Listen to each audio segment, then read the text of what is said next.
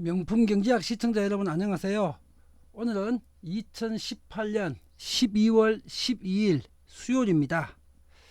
지금 12월 달에는 글로벌 경제에 세 가지 위기 시그널이 지금 발생을 하고 있습니다. 자, 이 위기 시그널에 대해서 우리가 오늘 정밀하게 검증을 한 개 한 개 논점을 다 검증을 해보고요. 그리고 12월 달에 코스피의 대응 밴드에 대해서 다시 재설정을 해드리도록 하겠습니다.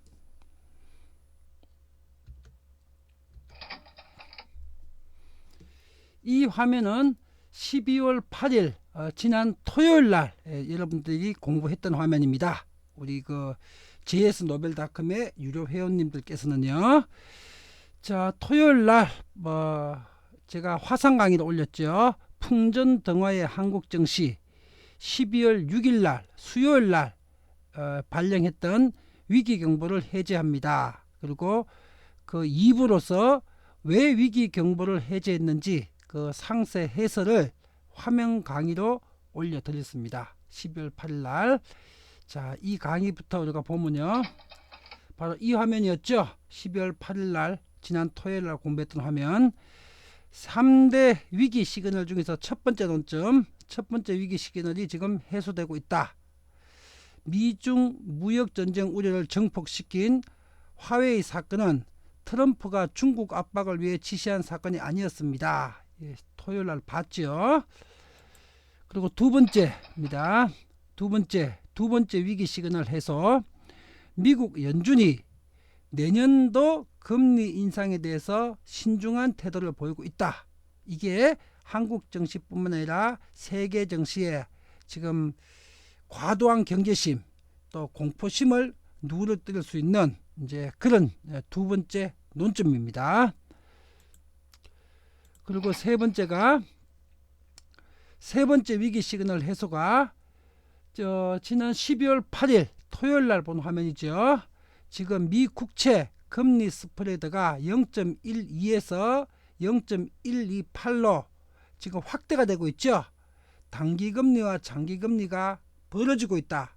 그게 정상화 과정이죠. 이게 국채 시장의 정상화 또 안정화 양상을 보이고 있습니다. 해가지고 12월 8일 토요일 날 이 세 가지 위기 시그널이 지금 해소가 되고 있기 때문에 위기 경보를 해제 발령을 했습니다.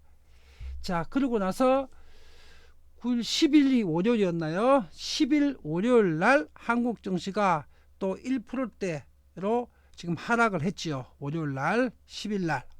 그러니까 위기 시그널이 해소됐는데 월요일 날 1%대 하락을 했고 화요일 날은 보합 수준이었죠.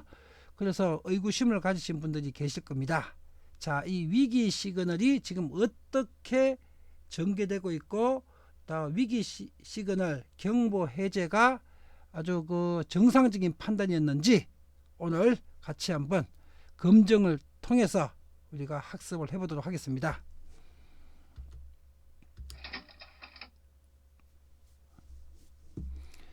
(12월의) 3대 위기 시그널을 정밀하게 오늘 이제 육성 강의로 검증을 해보도록 하겠습니다. 자, 그리고 지금부터 강의는 JS노벨닷컴에서 그 유료 회원만 시청하실 수 있는 강의입니다. 이번에는 통찰력 학습을 위해서 과제 학습을 내드리도록 하겠습니다. 우리가 지난 시간에 경험과 또 공부했던 내용을 통해서 깨달음과 통찰력을 얻지 못하면은 더 나은 미래는 있을 수가 없습니다.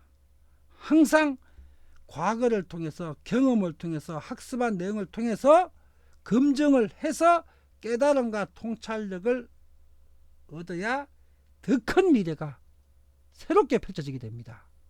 오늘 통찰력 학습 과제 내드리도록 하겠습니다.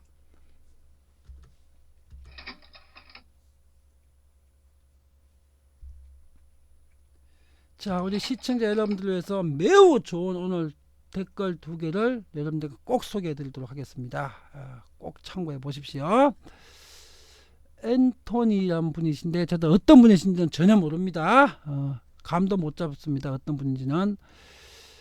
오늘 오전에, 오늘 녹화하기 직전에 올려주신 글입니다. 유튜브 채널에, 안테나 채널에 일반 사람들이 가장 어려워하는 경제학을 가장 이해하기 쉽게 강의를 해 주셔서 감사합니다.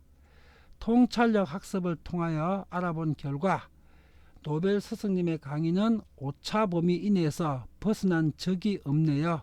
몇 년 동안 명경 채널 공부를 지속적으로 하면서 과거 강의들을 검증을 해보신 것 같습니다. 이렇게 정확하고 사실적이며 소중한 강의를 시청하게 되어 행복합니다. 항상 건강하세요. 우리 앤토니님 좋은 글 올려주셔서 고맙습니다.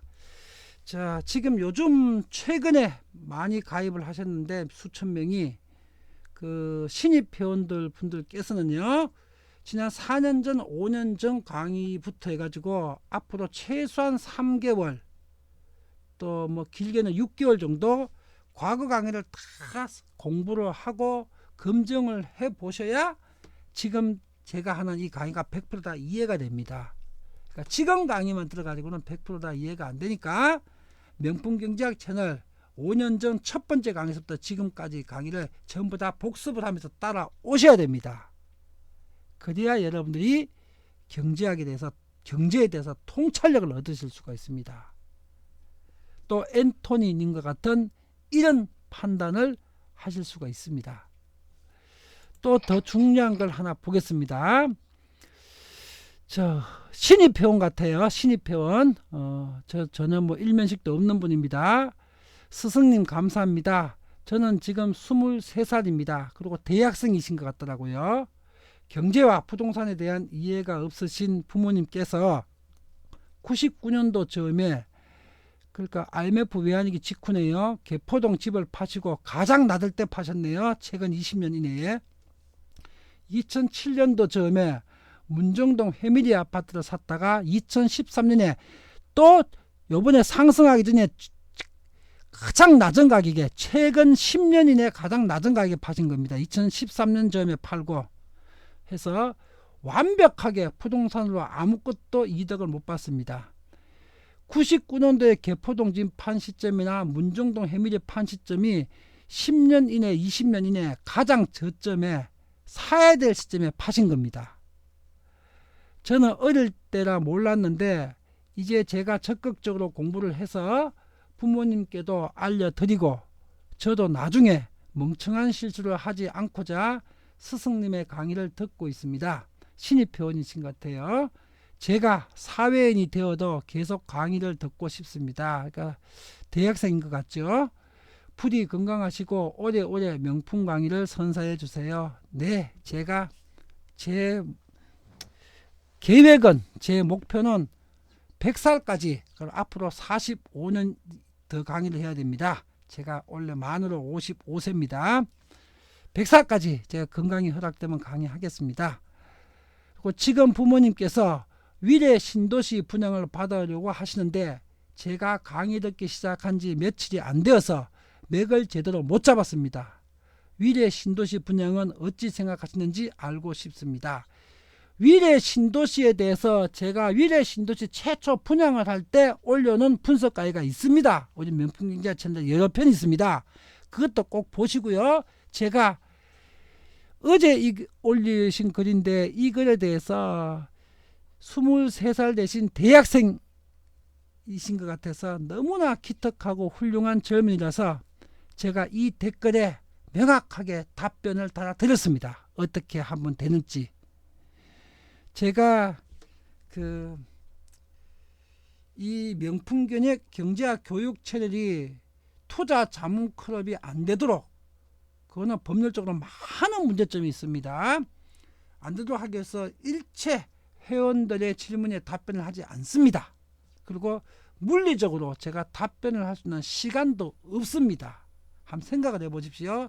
수만 명이 저한테 질문하고 싶으실 텐데 제가 그걸 어떻게 답변을 다 해드리겠습니까? 또 누구 글에는 답변하고 누구 글에는 답변 안 하고 하게 되면 답변 못 받으신 분들이 크게 분노하시겠죠. 이러니까 물리적으로 수천 수만 명한테 제가 일일이 답변을 할 수도 없고, 저는 하루 시간 중에서 최소한 12시간 정도를 연구를 해야 됩니다. 12시간을 하루 주 5일을 연구를 하고 있습니다. 그러니까 연구 시간이 부족해서라도 강의 준비하고 녹화하는 시간 외에는 이 상담을 하거나 질의응답에 답변할 수 있는 시간 자체가 없습니다. 그런데 23살의 젊은 이 대학생이 너무나 훌륭한 사고 방식을 가지고 있어서 제가 이 글에 답변 정확하게 올려드렸습니다. 우리 더블G님 올리신 글에서 답변 확인하십시오. 자, 그리고 제가 이런 글을 보면서 저도 느낀 게 있습니다. 제가 원래 만 55세입니다. 만 55세. 한국 나이로는 56세죠. 제가 63년생이니까. 제가 23살 때 지금처럼 이렇게 경제를 알고 있었다면요, 그때 아마 과장이 아니라 제가 23살 때 지금과 같은 이런 경제적 지식을 알고 있었다면 지금쯤 저는 워렌 버핏도 능가하는 세계적 갑부가 되었을 거고 세계적인 기업의 오너가 되었을 겁니다. 이거는 뭐 과장해서 드리는 말씀이 아닙니다.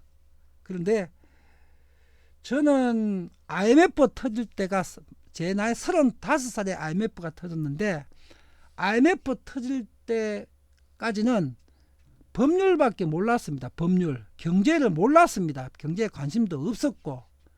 근데 21년 전에 IMF 외환위기가 터지면서 아이고 이거 경제를 모르갖고는 안 되는구나.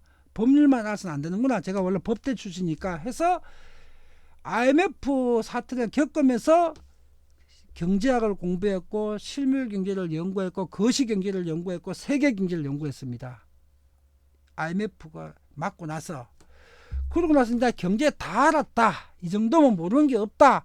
이렇게 생각하고 있었는데 2008년도에 금융위기가 또 터지는 거예요. 10년 만에.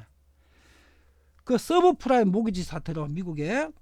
그래서 보게 되니까 내가 또 몰랐던 게 있었던 거예요.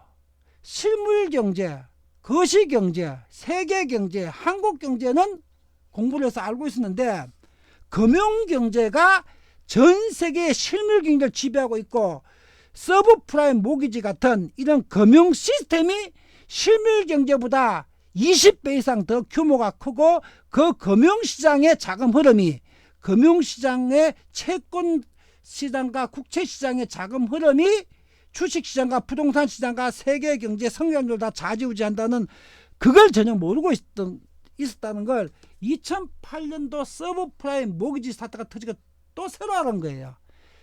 그래서 2008년 10월에 서브프라임 모기지 사태 터졌을 적에는 제가 기억도 생생한데 제가 회사하고 집이 대로변 하나 건너편에 있습니다. 그 영동대로 길 마주보고 길 동쪽 편에 집이 있고 길 건너편에 우리 회사가 있는데 걸어서 건너가게 되면 뭐 뛰어가면 3분 5분이면 걸어갈 수 있습니다. 천천히 걸어가도 10분 이내 뭐 길 하나 사이에 영동대로 사야 되고 한 동쪽은 우리 집이고 이제 서쪽은 사무실인데 제가 서브프라임 모기지 사태가 터질 때 얼마나 충격을 받았는가 하면은 내가 지난 10년 동안 경제를 다 독학으로 하루 10시간씩 공부를 하고 다 안다고 생각을 했는데 금융시장에 대해서 아는 게 하나도 없었던 거예요. 채권시장. 그리고 그 금융시장이 주식시장보다 20배가 더 크다는 것도 몰랐던 거예요.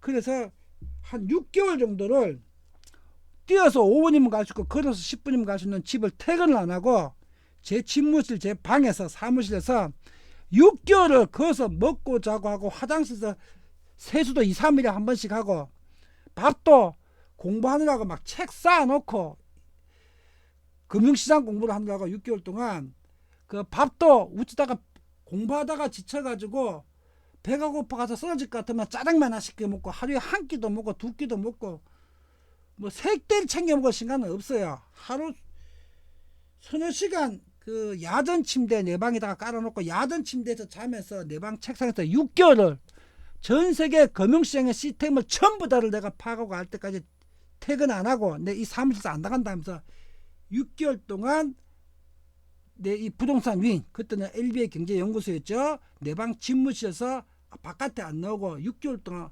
금융시장을 끝장을 낼 때까지 공부를 했습니다. 그러고 나니까 이제 시장이 다 보이더라고요. 그렇게 터득을 한 시점이 2008년 금융위기 터지고 2009년 4월경입니다.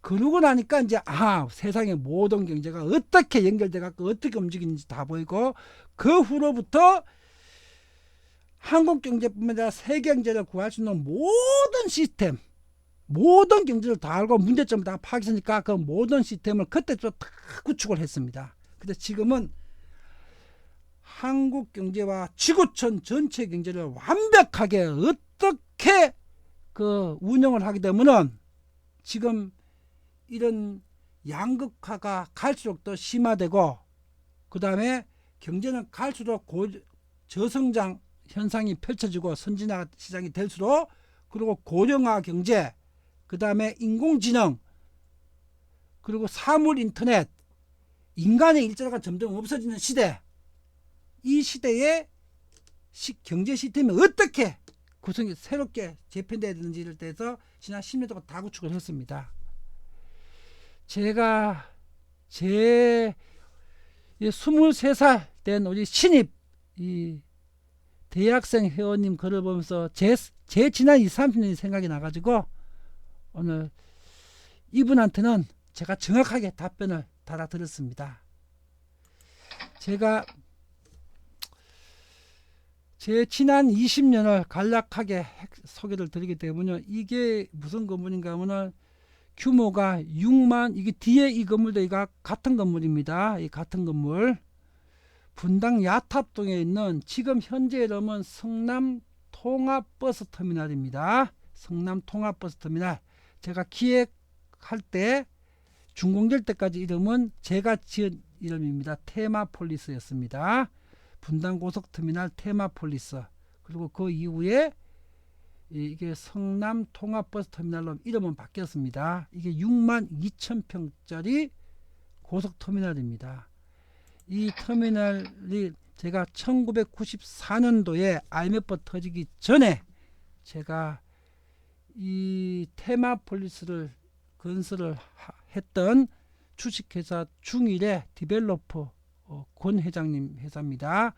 기획본부장으로 발탁돼 가지고 이거 인허가, 설계, 그 다음에 분양, 그 다음에 MD까지 제가 기획본부장으로 지었던 건물입니다. 6만 2천 평짜리 성남 분당 고속터미널.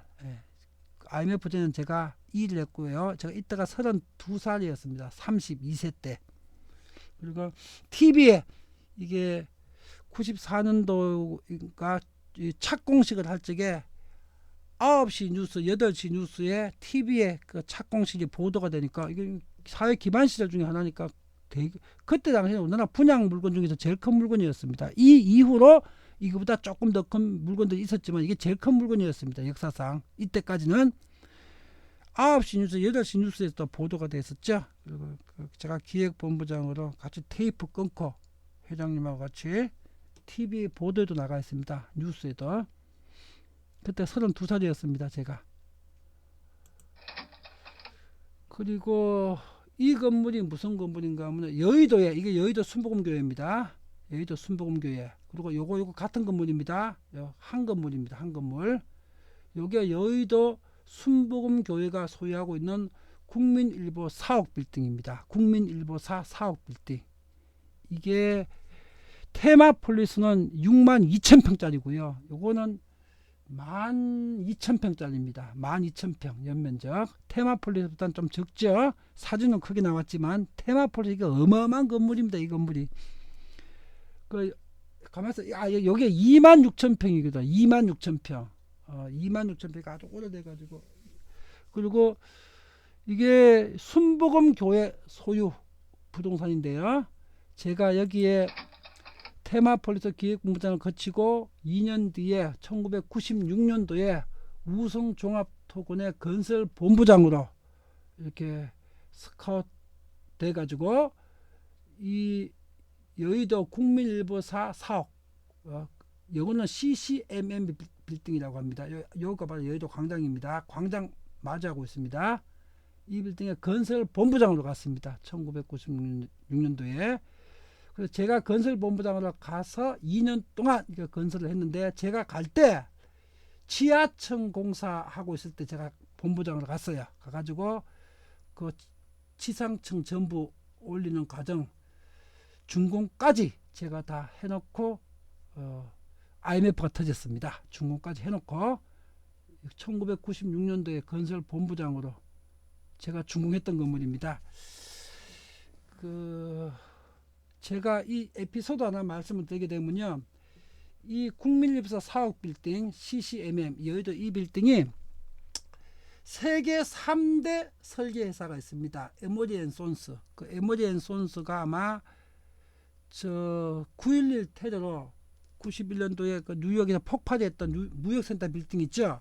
그 빌딩 설계한 회사입니다. 그 에머리 앤 손스. 거기서 이걸 기본 설계를 해왔어요. 순복음교회에서. 세계 3대 설계 회사에서. 그리고 안에 세부적인 세부 설계는 한국의 설계 사무소를 시켜서 사무 설계가 일반인들은 뭔지 잘 모르시는데, 한 2달 전에, 2달도 안 됐나, 1달 전에 언론 보도가 나왔습니다. 사무 설계가 대한민국 최대 규모의 설계 사무소인데, 이게 삼성그룹의 위장 계열사인데 실제로 오너가 이건희 회장님 개인이에요. 이건희 회장님 개인인데 삼성그룹의 계열사로는 신고를 안 해가지고 약 1달 전에 위장 계열사라고 해가지고 뭐 벌금 수백억 매긴다, 이건희 회장 거다 하고 이렇게 언론 보도가 1달 전쯤에 떠들썩하게 난 적이 있었습니다. 삼성그룹의 이건희 회장님 개인 설계 사무소인 사무설계에서 실시 설계를 한 건물이에요. 그러니까 세계 3대 건축 설계 사무소에서 기본 설계하고 실시 설계는 한국 최고의 삼성그룹의 사무설계사인 건데, 지하층 공사를 하고 있을 때 제가 건설본부장으로 갔는데, 가서 보니까 도면을 쫙 보자고 도면을 이렇게 검토를 해보니까 도면이 이상한 점이 발견이 되는 거예요. 이게 한 층 건물 바닥 면적이 1200평이에요. 1200평. 그리고 두산 중공업에서 이거 시공을 했는데, 두산 건설인가 두산 중공업인가 하도 오래되니까 두산 중공업인가 두산 건설에서 시공을 했습니다.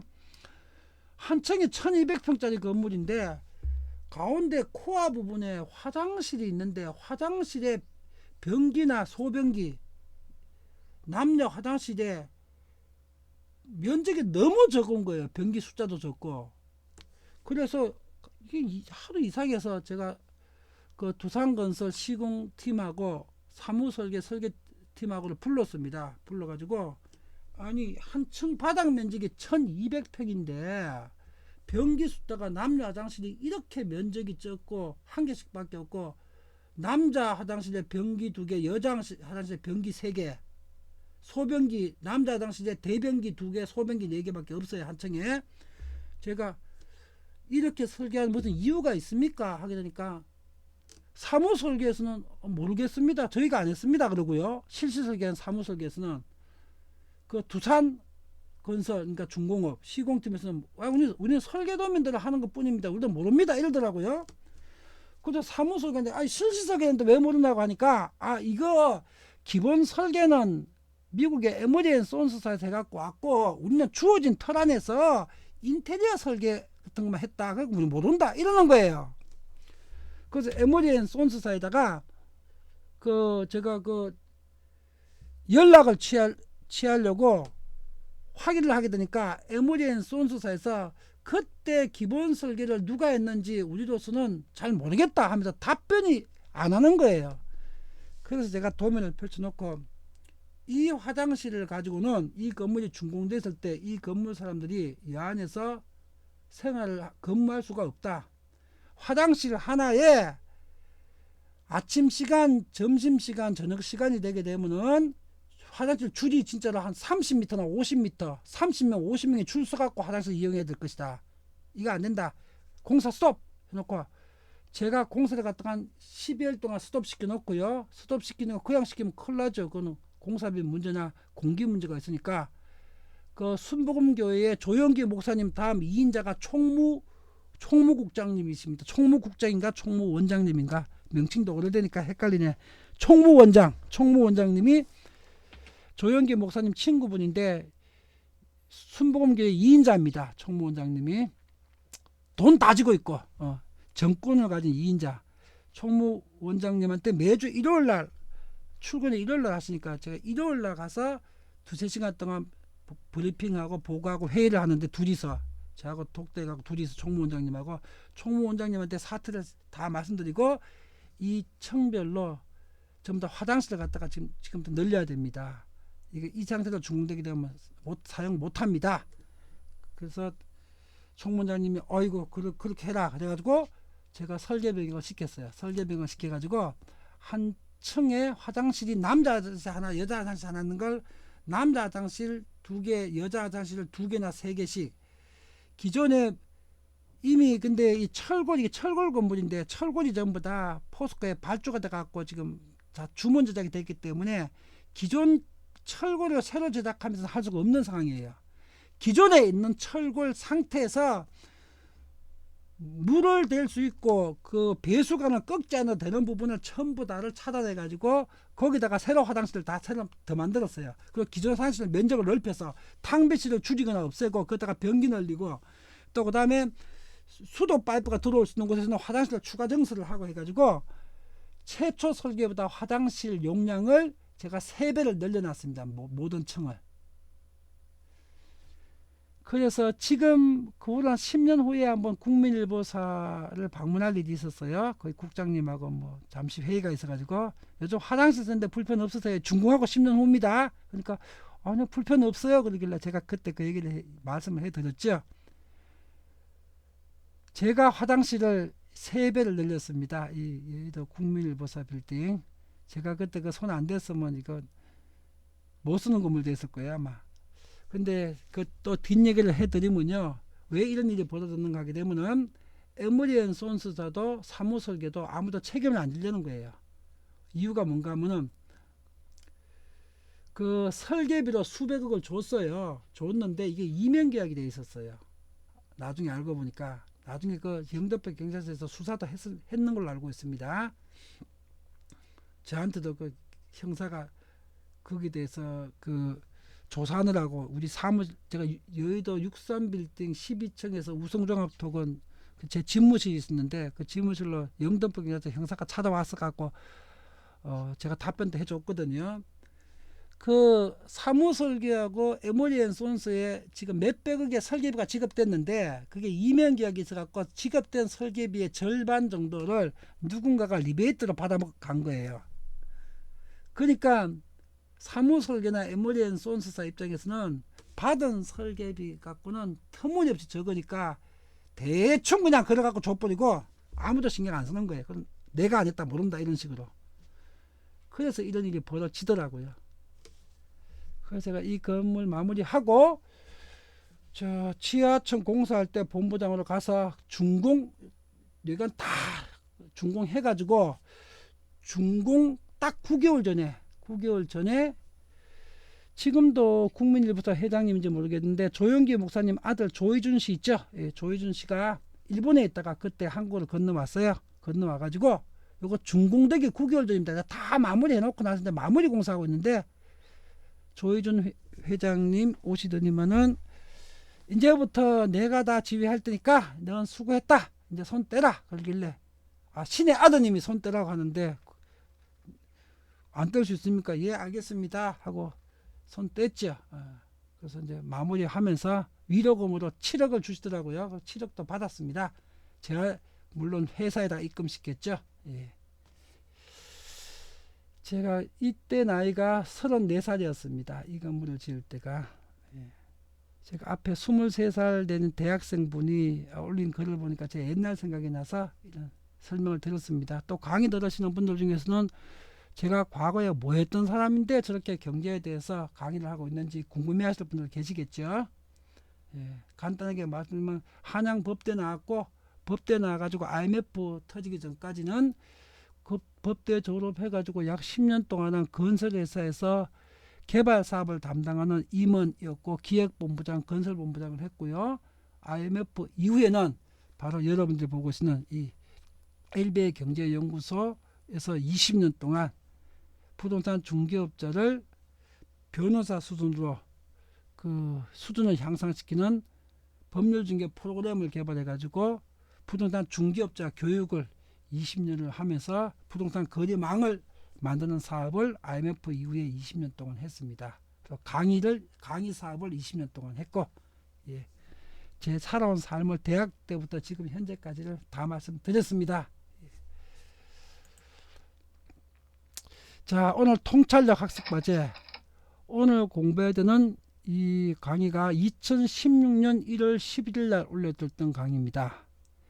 경기 파동 마샬 법칙의 오류. 자, 이게 뭔 강의인가 하면요, 마샬 법칙은 수요 공급 이론입니다. 수요 공급 이론.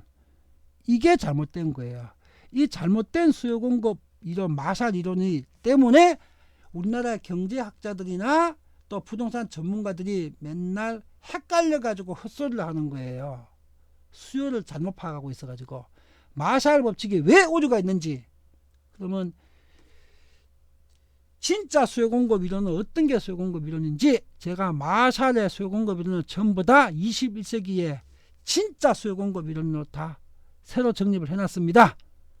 이 관점을 알아야 향후 경제가 수요 공급 논리에서 부동산 시장이, 또 수요 공급 논리에서 주식 시장이 어떻게 움직일지를 정확하게 파악을 할 수가 있습니다. 그러니까 마샬의 수요 공급 이론을 알고 계시는 분들은 잘못된 경제학 지식을 갖고 있는 거죠. 제가 바로 수정해 놨습니다. 35분짜리 강의니까 이 강의를 들으시고 여러분들이 깨달음과 경제의 통찰력을 얻으셔야 됩니다. 그러면 미래가 다 보입니다. 미래가.